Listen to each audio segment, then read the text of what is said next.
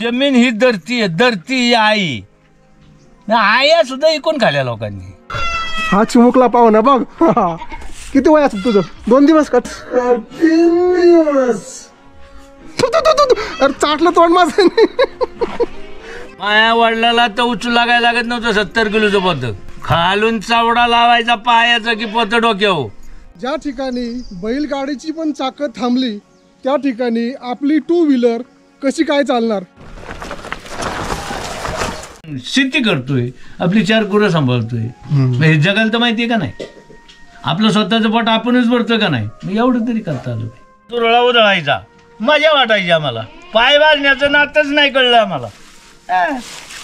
आता मुताय जायचं तरी चप्पल पायात. प्रत्येकाने एवढांली भाजी आणायची. मग तो मोठा 10-12 लिटरचा टोप चुलीवर ठेवायचा. मग भाजी आणि ते ताक आणि तेवढी 1 भाकर वाट्यावर येईल तेवढी 1 भाकर. अन्न नव्हतं. फुकटचं खायचं नाही, दुसऱ्या तोंडाकडे बघायचं नाही. काय गरज आहे ती बघण्याची? देवाने तुला हातपाय दिलेत ना.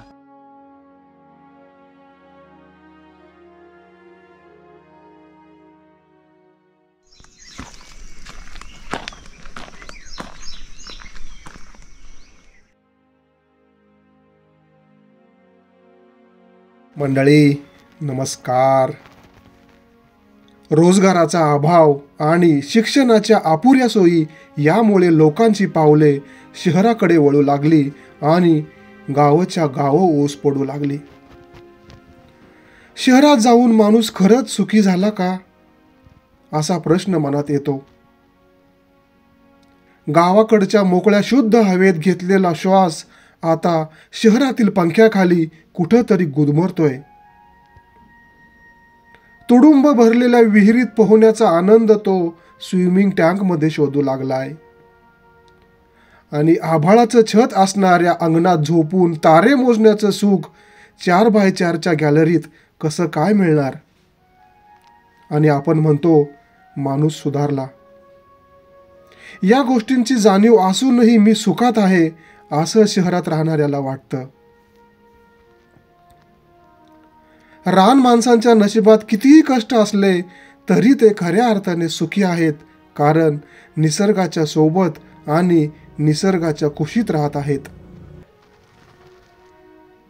आज त्यांच्या सुखात सहभागी होऊन त्यांच्या समाधानी जीवनाचं रहस्य जाणून घेण्याचा प्रयत्न आपण करूयात.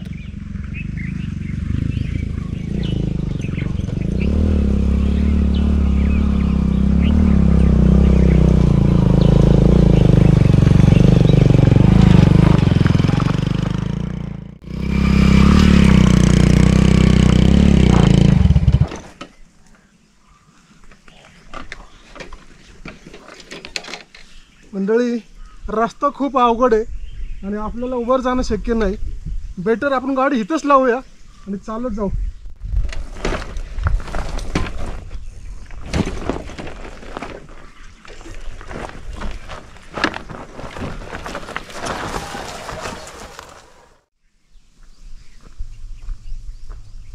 निसर्गाचं संगीत ऐकत ऐकत पुढचा प्रवास चालू झाला. पक्ष्यांचा किलबिलाट आणि झाडांच्या पानांचे स्वर कानावर पडत होते.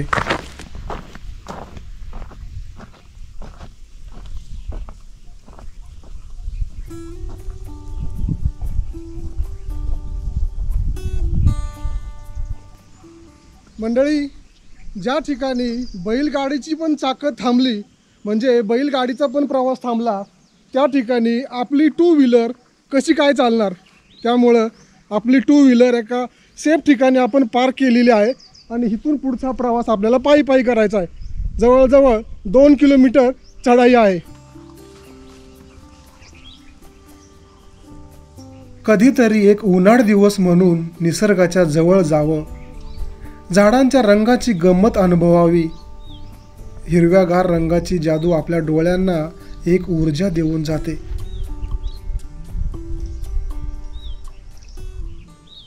निसर्गाने प्रत्येक जीवाला जगण्यासाठी एक साधन दिलंय, एक मार्ग दिलाय. हे बघा, जीवोस्य जीवनम म्हणतो ना आपण. हो का, ही वाळवी, या वाळवीमध्ये मुंग्या आहेत आणि ही वाळवी चढलेली आहे त्या झाडावर. स्वतःचं अस्तित्व टिकवून ठेवलेलं आहे तिने. प्रत्येक जीवाला जगण्याचा अधिकार आहे. आता हेच बघा ना, आपल्या घरावर कुणीतरी हल्ला करणार याची चाहूल लागली बहुतेक या स्पायडरमनला, अर्थात या कोळ्याला. बघितला का? नाही? परत बघा.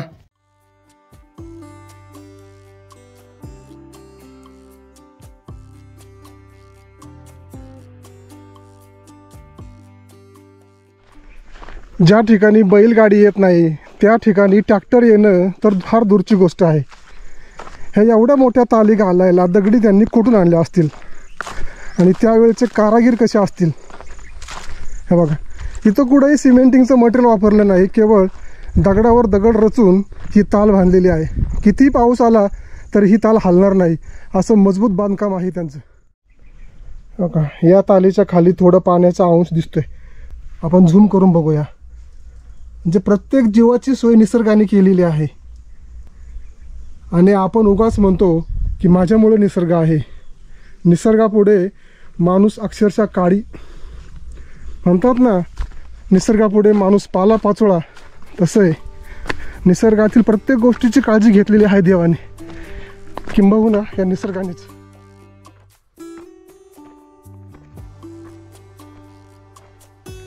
रानातल्या गमती जमती पाहत पाहत पायाखालची वाट कधी संपली हे वाट सरूला कळलं देखील नाही.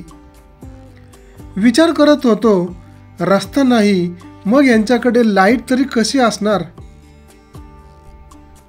थोडं चालल्यावर ते आनंदी घर नजरेला पडलं एकदाच.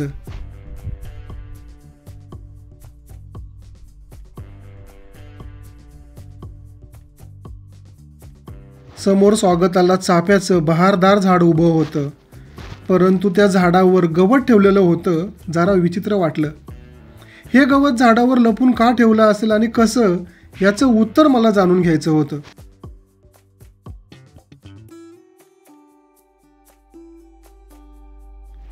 गावापासून कितीतरी दूर रानात एकट्या असणाऱ्या घरात प्रवेश करणं एवढं सोपं नव्हतं याची मला कल्पना होती, कारण कुत्र्यांची भीती होतीच. शत्रूला आपल्या पक्षात घेण्याचा एकच मार्ग असतो, तो म्हणजे त्याला आपलंसं करून घेणे, त्याच्याशी मैत्री करणे.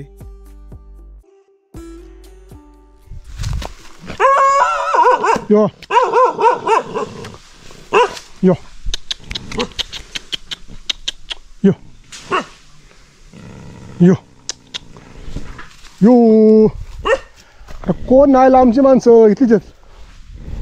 हो हो बाबा.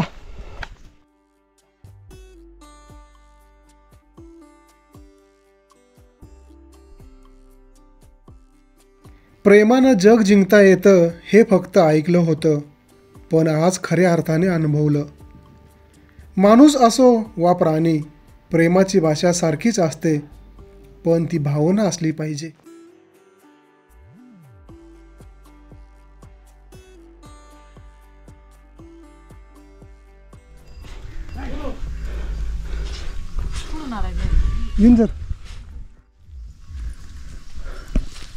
नाव सांग की तुझं, मला नाव सांगा ना पोरगी. किती लांब आहे गावापासून? लय लांब आहे. आता गाव कुठे, आम्ही इथे. आता मी 4 ठिकाणी थांबत मग वरती आलो. मला जमा नसते. तुम्ही रोज वर खाली करता, कौतुक व्हावं तुमचं. दूध घेऊन एवढं लांब कशाला आला तुम्ही घर बांधले? आता सासू सासऱ्याने पहिलीच कवा जायचं जागा घेतलेली आम्हाला काय माहिती होते. हो का? म्हणजे जुनीच घर आहे तुमची ही? जुनीच घर आहेत आमची. बऱ्याच वर्षापूर्वी असतात. बऱ्याच वर्षापूर्वी.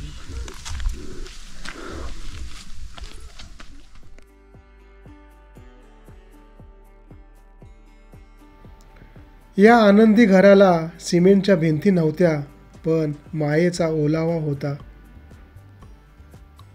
परिस्थितीकडे तक्रार नाही तर एक संधी म्हणून बघण्याचा दृष्टिकोन होता.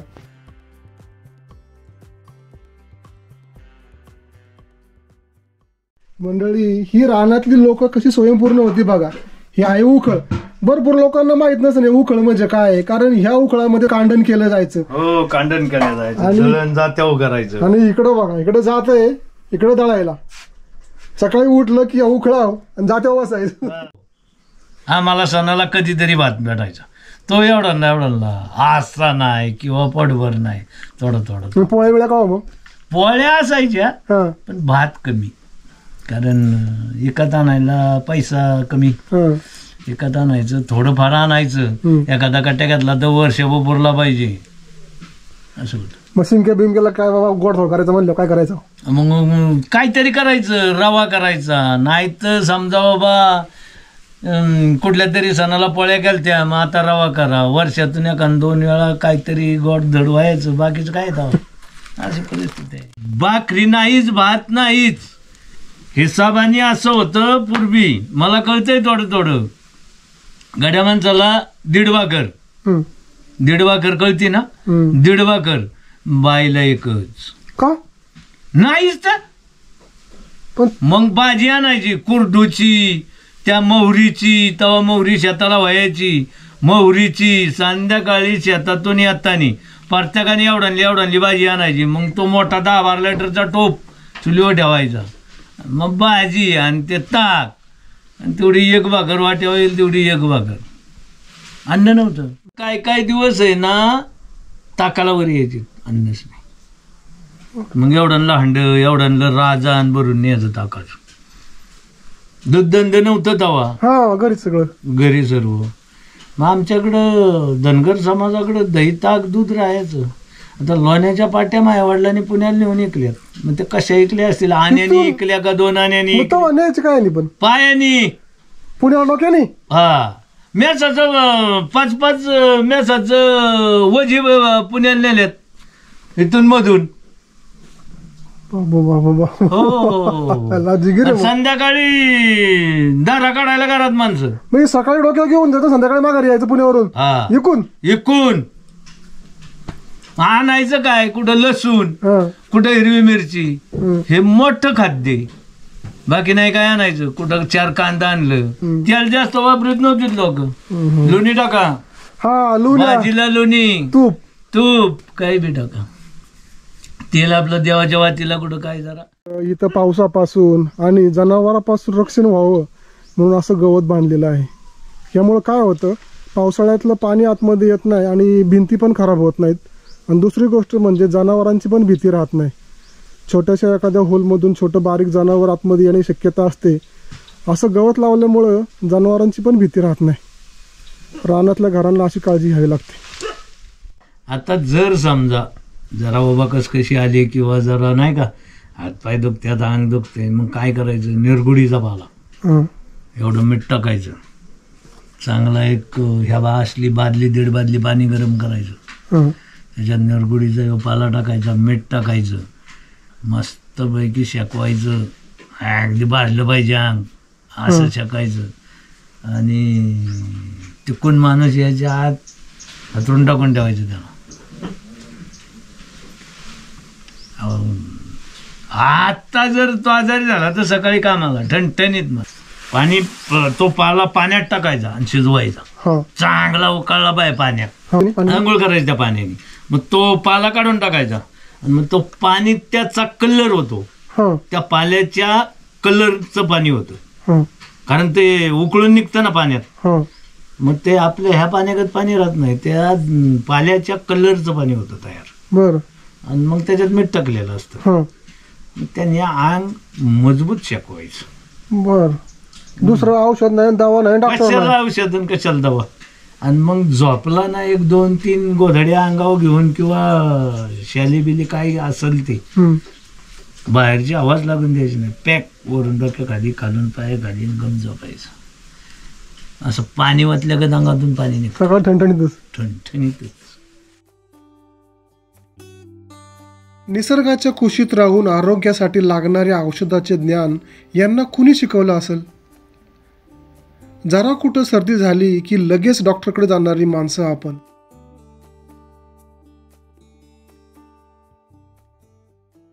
शेरड्यांचा वाडा आहेत काय?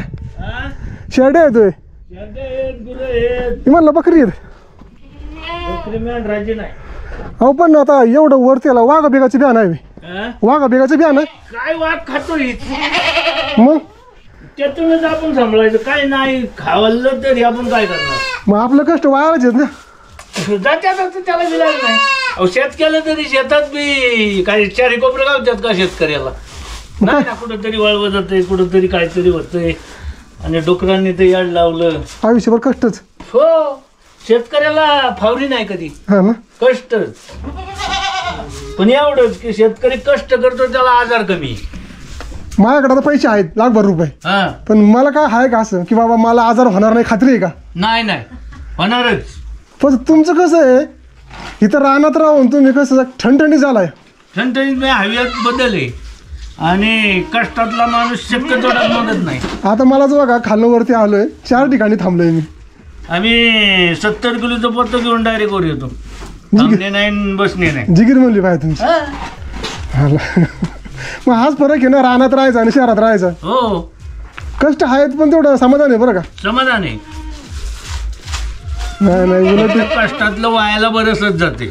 पण पोटाला पावडर खातो माणूस पोटभर. खातो. 4 पैसे कमी आहेत पण समाधानी आहे, तेवढं बरं आहे. भाई शेवायला समाधानी आहे का दावा? अजिबात नाही. याव याव याव याव नुसतं हे आणि- पाहिजे ते पाहिजे. आणि जास्त पैशावाला ठेवायचं कुठं त्याचा विचार. आणि किती मिळलं तरी समाधान नाही ना. समाधान नाही. आणि जास्त मिळलं झोपही येत नाही. झोपाही येत नाही. अहो खरं आहे काकू, तुम्हाला माहिती आहे का, बरीच ठेवायचं कुठं ह्याच्यावरून लोकांना झोप आहे ना. बरोबर आहे. आम्हाला काय नाही डायरेक्ट हाका मारली एखाद्याने बाहेर ना आम्ही म्हणतो या आतमध्ये. हा आहेच काय आपल्याकडे. शहरात गेलो, कोण आहे रे, दार ठडकावा, आधी बेल वाजवा, तो म्हणणार कोण आहे रे, हा अमुक अमुक, ते नाही घरात, येऊ नका आतमध्ये. हा बरोबर आहे. हेच फरक आहे. मग इथं कधी जनावर खात नाही वाघ बिग. अहो, खाल्या परवा 2 शेळ्या, मोठ्या शेळ्या 2 खाल्या. हा ना. गुरांना पण द्या असं. वयाक 4 वर्षाचं कालवाड झालं. कधी? आत्ता बघा अजून 15 दिवस नाही झालं. मग त्याचा काय पंचनामा हो, करतात? केला आता कधी. आणि काय भेटतंय पण करायचा. हा भेटतंय काय 10,000च्या वस्तूचं 2,000 रुपये मिळाला. हा ते तर आहेच. पावसाच्या पाण्यावर गुरांना आणि माणसांना सुद्धा अवलंबून राहावं लागतं, परंतु त्याविषयी तक्रार न करता 6 महिने गावात तर 6 महिने रानात अशी सोय करतात. पाणी पिणे मग अजून आहे. हा आता एक 15 दिवस चालेल, नाही तर मग निघालो खाली. कुठे ते हिरवीर आहे का? हा, आपल्या गावकीची आहे री खाली. नाही इथं इथं काही नाही पाऊस पडेल तो. मग आता कुठलं पाणी असतं डबक्यात? आता हे जर याचं कुठं काय पावसाचं असं तसं साठवणुकीचं. थोडं जर आहे जागी हा 4 2 पासा बांध्याचं जर साठत्यात तेवढ्यावर रेटायचं. आता काय आराम करायचा नाही आणि फुकटचं कधी खायचं नाही, असं सरळ आणि साधं गणित आहे आयुष्याविषयी या बाबांचं. पण का आराम नसतं हाताला? आराम कसं भेटन? हाताला आराम नाही. हाताला आराम म्हणलं की पोटाला दुखालं. काय म्हणलं तुम्ही? पोटाला दुखालं. फुकटचं खायचं नाही, दुसऱ्या तोंडाकडे बघायचं नाही. काय गरज आहे ती बघण्याची? देवाने तुला हातपाय दिलेत ना, अगदी बरोबर. नाही दिलं मग कष्ट करा. त्यातून परमेश्वर. कष्ट करायचं, कष्ट करून खायचं, कुणा तोंडाकडे बघायचं नाही आणि चोरी चुगली करायची नाही. हा हे मात्र लाखातलं बोलला तुम्ही. चोरीचा नाद करायचा नाही, कष्ट करून खायचं. आपलं खाऊ द्या कोणालाय चोरून. चोरी करणाऱ्यांचं कुठं भलं झालंय. 2 दिवस बागन तुझं चोरी करून पुढं भिकारी. हा भिकारी. वडापाव सुद्धा भेटायचा नाही कुठं. हे मात्र तुम्ही अगदी लाखातलं वाक्य बोलला. चोरी करून 2 दिवस बागन तुमचं, पण पुढं आहे का त्याला? वडापाव सुद्धा नाही. कोण म्हणणार ये रे वडापाव का? नाही म्हणणार. देशला की म्हणणार हो महादर्श आहे बरं का, ह्याच्यापासून सावध. कष्टाची भाकरच कधी उपयोगी पडते सांगता येत नाही तुम्हाला. आयुष्यभर तेच. बाकी करायचीच काय आपल्याला? आपलं जीवनच कशाला आहे? कष्टालाच आहे ना. तुम्ही वरती का आला इकडे? मग आगुडीला पाऊस नाही का लागत? तसं नाही, वरती राहायलाच का आला? रायाला का आलो म्हणजे हे सांगताच यायचं नाही. ह्याचं गणितच आमच्याकडे नाही. तुमच्या आजोबा पंजोबा इथंच होते. हो, धनगर हा डोंगराला, आम्ही धनगर आहे. अहो किती डोळ्या झाल्या असतील काय सांगता येईल का? हो ना. कधी आली असतील, किती पिढ्या झाल्या असतील, तसं काय सांगता येईल. मग त्यांचं आयुष्यच गेलं इथं. हो, अशा किती जणांचं. जन्माला आला आणि फुकटचा हेलपाटा झाला असं वागू नये. आपलं कर्तृत्व सिद्ध करण्याची एक संधी म्हणजे आयुष्य, असं बाबांना वाटतं. मग ज्यांनी जन्माला यायचं त्याने काहीतरी करायचं, विषय निघाला पाहिजे. हा, जे आपल्याला शक्य आहे तेवढं आपल्या ऐपतीने करायचं. हो हो. आता आम्ही काय करतोय, काहीच नाही, पण निदान शेती करतोय, आपली 4 गुरं सांभाळतोय. हे जगाला तर माहितीये का नाही, आपलं स्वतःचं पोट आपणच भरतोय का नाही, मग एवढं तरी करता आलं पाहिजे. हे तुम्ही लाखातलं बोलला. आपलं पोट भरलं बाद झालं, नको आपल्याला बाकी काही. कायला मोठा टीव्ही बळया का त्याला पाय लावायचं आणि त्याच्या पाय पडत बसायचं, काय गरज आहे? काय नाही, आपलं आपण करा, आपलं आपण का, आपल्या आपण प्रपंचात न्यार राहा, मस्त राहा, झोप चांगली येणार, जेवण चांगलं जाणार. ते अमकं झालं आणि ते तमकं झालं आणि ते ह्याचं असं त्या, अरे कशाला तुला हे नाही ना, ज्या वेळेस आलास त्यावेळेस ते नव्हतं तुला, हे आत्ता, ते करूच नकोस. पहिला तू आलास, मग तुला बाकीच्या गोष्टी आल्या. हो हो. बायका करून नंतर पहिला तू आलायस. हा, तेवढंच कर.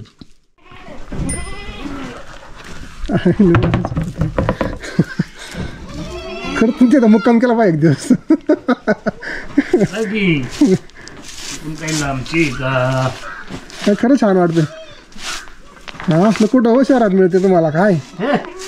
शहरातलं शहरासारखं भेटणार शहरात. बघ हा चिमुकला पाहू ना बघ. किती वय असत तुझं? 2 दिवस का 3 दिवस? अरे चाटलं तोंड माझं. काय तुझं किती दिवस आयुष्य तुझं? नाही रे, का झाला म्हणायस तू? का झाला म्हणायस? हा ना. तुम्हाला असं नाही वाटलं की कष्टच केलं आपल्या आजोबांनी वडिलांनी, आपण शाळा शिकावी म्हणून? शाळा शिकायची आमच्या काळात म्हणजे असं होतं की गुरावाल्याचं शाळा कमी, कारण गुराला माणूस नाही, गुराला पोरगं उभं पाहिजे ना लोकांच्या शेतातनी. आता आमच्या मुलांना आम्ही थोडी शिकवली, पण तरी सुद्धा ती शिकली नाही, कारण वळणच कमी. कसं हे तर कष्ट आहे ना, 12 महिने. ज्याचा बाप सरपंचाचा मुलगा आहे, कधीतरी सरपंच होतो. हा, हे आहे. आम्ही जर शाळा शिकलो नाही तर आमच्या मुलं कंटाळाच करायला लागले. मग त्यांच्या पण नशिबात मग कष्ट लिहिलं त्याला. हो, कष्टासारखं सुख नाही, कष्ट पाहिजे. आता वाटतंय लोकांना हा की बाबा किती करायचं आपण कष्ट. अरे पण कष्ट जर करीना ना तर तुमच्या मागे यातना चालू होती. कष्ट हे तर औषधी म्हणून हो आजाराव. हो. आता माझं वय किती असेल? तरी 65-70 असेल. हो, अजून गोळी नाही खाली दोघांनी. पण हिथं जे कष्ट आहे, पण त्या कष्टाला तेवढं फळ पण आहे ना, आजार पण नाही, काय नाही, दुखणं नाही, खूप नाही. काय नाही, आपलं खायचं, आपलं आपण राहायचं. आम्ही 2 टाइम खा, 3 टाइम खा आणि कष्ट करा. बस जायचं नाही, बसला की काय भेटणार आहे? बस जायचं नाही. आम्ही शहरात तिकडे रोज शिरापुरी खाऊ दे. तुम्ही खा, त्याला काय उपयोग आहे? पण तुम्ही खान दवाखान्याकडे जा, घरात बसायचं नाही. हा, 1 रुपयाची नोट किती जागी फिरत असेल? किती? हा, लाखो ठिकाणी. मग किती जणांचा ती वेळ साजरी करते. पण शेवटी पैसा नाही ना उपयोगी येत. तसा पैसा कसा उपयोगी येईल?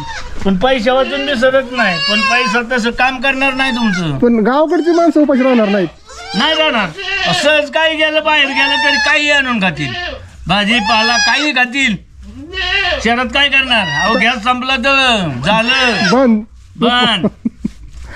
आता लॉकडाऊनला काय व्हायला, सगळी गावाकडे पळाली, सगळी गावाकडे. पण गावाकडचा माणूस कुठं हल्ला का? नाही ना, हलून करणारच काय तो. ते काय कसला रोग आलता? कोरोना. बरं, तो करोना हा. हा दिसला का कोणाला? नाही ना दिसला. ह्याची परीक्षा केली का कोणी? कुणीच नाही अहो, गेली. चांगली लोक मारली डॉक्टर लोकांनी, 1.5 लाख रुपये डॉक्टर लोकांना. ज्याचं मिळालं त्याला घंटा. काय घाबरूनच गेली. घाबरून बी मेली काही न काही नसताना. जून महिना याच्या वेळेस वारं वावदान चालू होतं. मग त्या वेळेला पॅक करायचं, एकूण पॅक करायला लागतं, दरवाजे पॅक करायचं.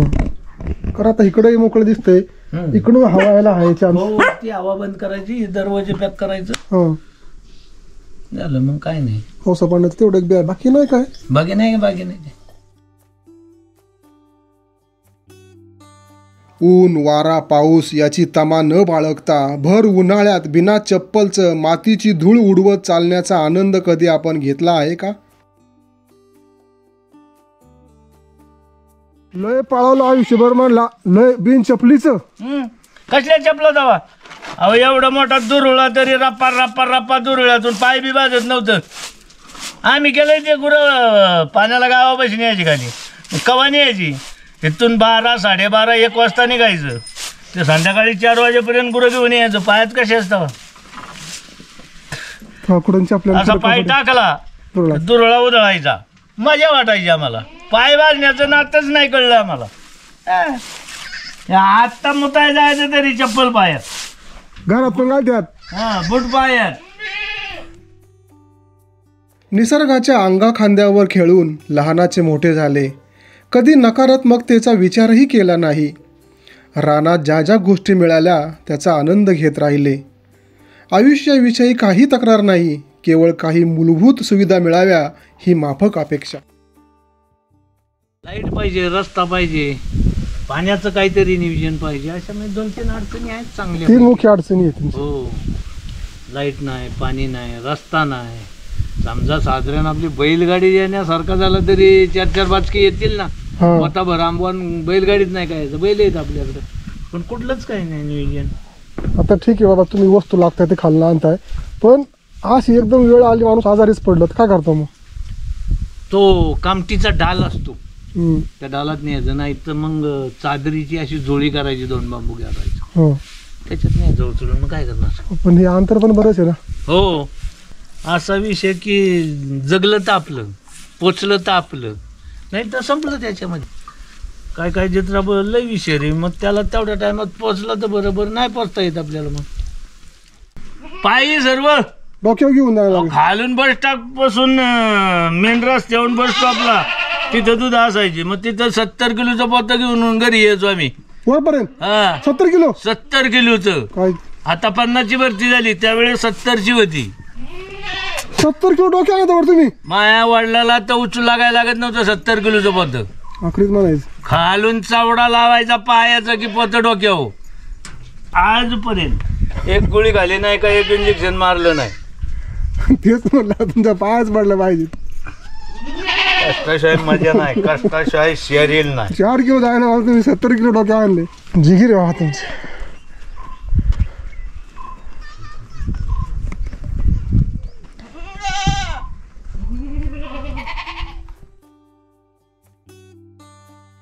रान माणूस म्हणजे निसर्गातील प्रत्येक जीवाची काळजी करणारा देवच म्हणावा लागेल. शेतात पिकणाऱ्या धान्यावर जंगलातील प्रत्येक जीवाचा हक्क आहे आणि त्याला हक्काचं मिळावं असं त्यांना वाटतं. किती महान विचार आहेत.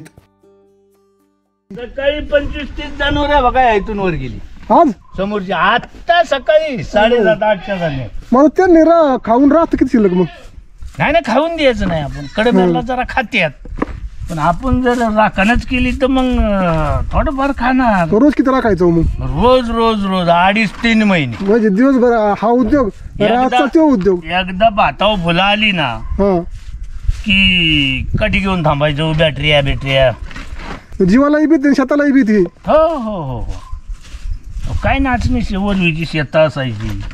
ते खरं पीक होतं. खरं पीक होतं, खरं खाद्याचं नाचणी होतं, पण ते नाही ना चालून काय ना आता काय. मग आता अडचणी माहिती काय, पावसा पाण्याचं डुकराचीच.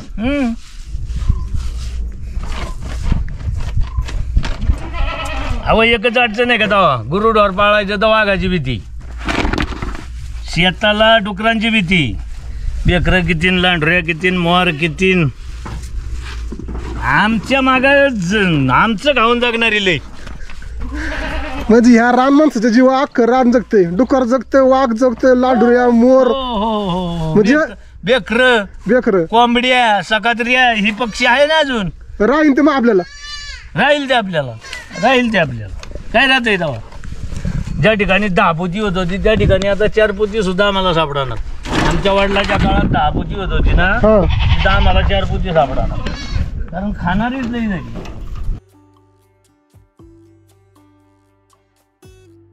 भौतिक सुखसोयी नाहीत याचं दुःख अजिबात नाही.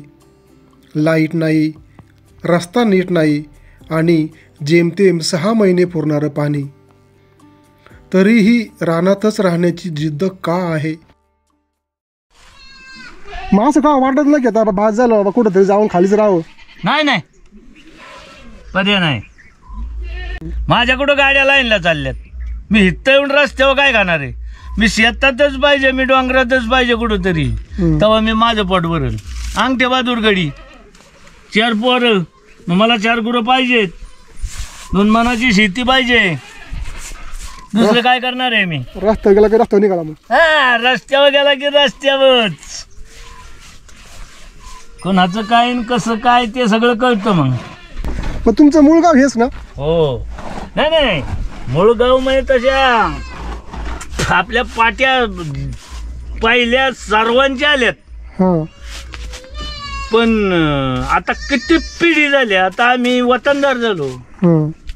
म्हणजे ज्या काळात आलीत त्या काळात ह्या इकडं वर जंगलात राहत होती लोक. धारो नाही, ह्या इकडं वळला पुढे जंगलात जंगलात बिताड आहेत, तवा ओळख आम्हाला. अच्छा. दगडींची बिताड साधी आपली, हां हां हां. गडगड रचल्यासारखं. काय होतं लोकांना? मी स्वतः करायला लागल्यास दगडीचं दिवसभर काम 2.5 रुपयात केले. ताल भरायचा. हा, दिवसभर. उन्हाचं जरा भाकर खायला 1 तासभर थांबला तर नाही तर ह्या हात बसत्यात, पाय बसत्यात, पायटाच्या दगडी अख्खा दिवस. अख्खा दिवस ककरीची गमेली भरायची, वाचायची नेऊन त्याच्यात, आणि 2.5 रुपये संध्याकाळी घ्यायचं. ते संध्याकाळी कुठलं आल्या 4 दिवसांनी 8 दिवसांनी. क्षणिक सुखासाठी कवडी मोल भावाने जमिनी विकणाऱ्या शेतकऱ्यांना बाबांचा विशेष सल्ला. धरणी माय म्हणजे आपली आई. ह्या काळ्या आईची सेवा करणं हे आपलं परम कर्तव्य. ही तुमच्या आज्यानी जमीन घेतलेली. कुणी घेतलेली? तुमच्या आज्यानी. तुमच्या आज्यानी घेतली, बापाने सांभाळली आणि तुम्ही ओपून खाली. मग ही जमीन ही धरती आहे, धरती ही आई. आया सुद्धा इकून खाल्या लोकांनी. मग तुम्ही काय कमावलं? मग काय कमावलं? मग त्याचा पैसा. चाप्याच्या वर तुम्ही ती वैरण रचली ती कायसाठी?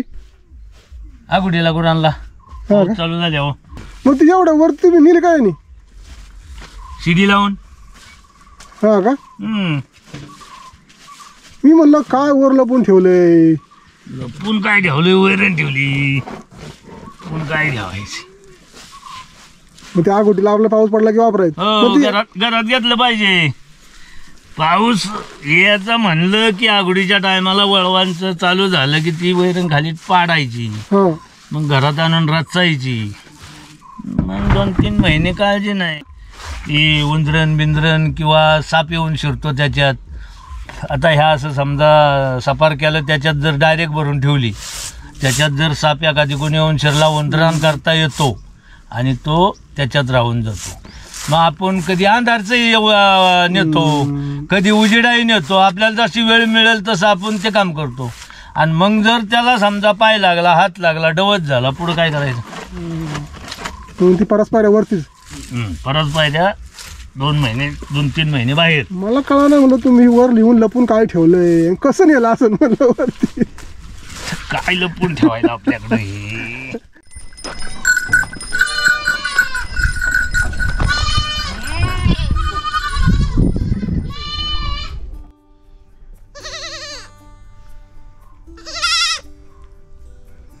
किती निरागस असतं ना ते बालपण. भविष्याची चिंता नाही, कुणाची भीती नाही. पोटाला पोटभर खायचं आणि आनंदानं बागडायचं, खेळायचं, एवढंच काय ते ठाऊक.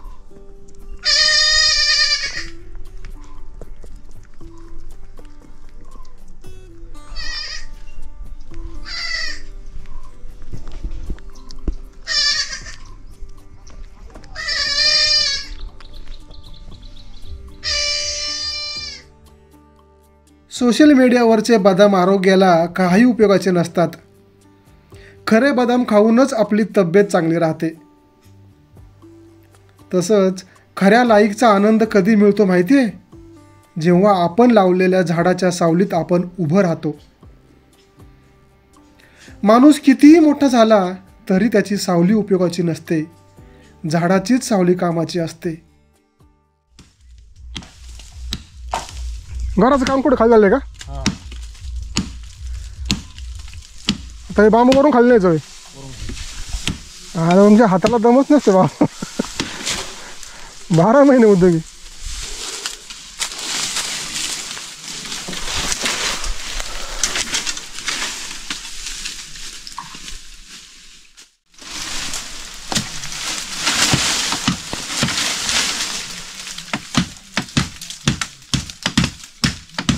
तुम्ही बाबू विकत नाही का मग? नाही यंदा नाही. मग काय करता येईल ते वाढून मग? हा.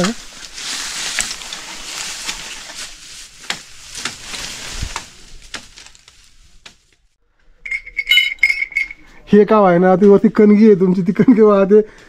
ते असावं म्हणून ठेवलं, नाही तर काय कामाचं नाही. ते असावं म्हणून ठेवलं. बारीक बारीक गोष्टी वर चौरंग ठेवला व्यवस्थित सगळं जपून जपून. लागतातच वस्तू. नाही नाही, पहिले लोक आहेत ना तशा गोष्टी जपून ठेवायचे. चला येऊ का? हो हो. चालतं.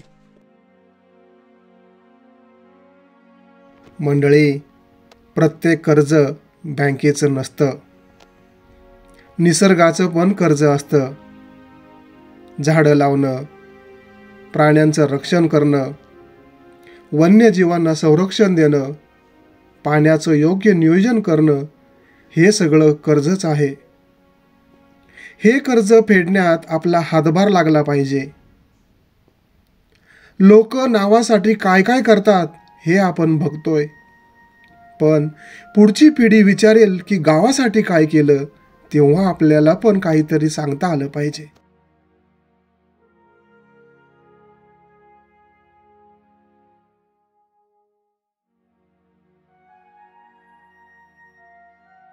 आपला महाराष्ट्र 1 ट्रिलियन इकॉनॉमी होणार असं माननीय मुख्यमंत्र्यांना वाटतं आणि ते योग्य सुद्धा आहे.